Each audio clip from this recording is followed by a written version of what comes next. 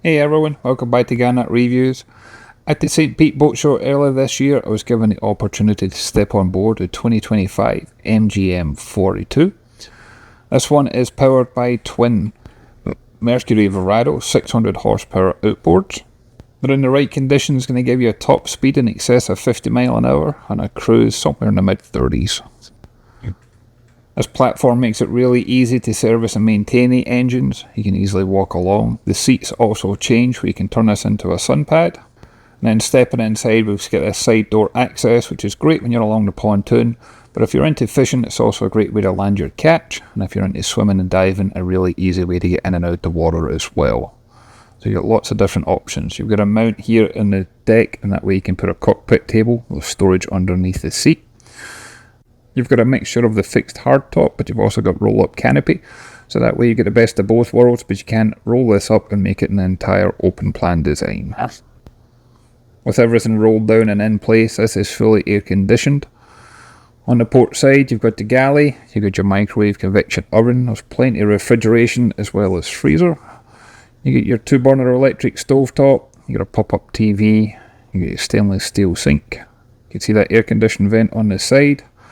And then we've got the helm, where you've got 2 independent seats. You can sit down or stand up in comfort. These actually slide forward and back as well electronically, just like you have in your car. This is going to be an extremely easy boat to dock, despite her size, because not only do you have the twin engines and your access to the thruster, but she's also joystick controlled. You've got your Garmin multifunction display. My favourite, she's also got the forward-looking infrared thermal camera if you ever want to do night cruising. As you can see, the windows open up to the front, giving you more fresh air coming through, but you get such easy access getting up to the bow. Up here there's plenty of seats. You can also put in a cockpit table here, and you can also convert this into a sun pad area. Then you get real easy access to get to your anchor locker, as well as to your bow lines. You can see all the electronics up there, including that FLIR system. She's got a low bridge clearance as well, so that'll make it ideal if you want to do things like the intercoastal. And then if we step down below, on the bow you've got a double berth, or that infill in place. I really like the woodwork finish that's in here. I also like the headroom that's in here. For a boat of this design, you don't normally find there's such a good headroom. And then as we make our way back down underneath the helm station itself, you'll find that there's another double berth in here too. So she's easily going to sleep 4 people down here in comfort. You can see those air conditioning vents. And if we open this, you've got your head compartment with a separate toilet and shower. And plenty of storage in here for your toiletries and personal belongings. Also got opening hatches for ventilation, like some of that steam out after your shower.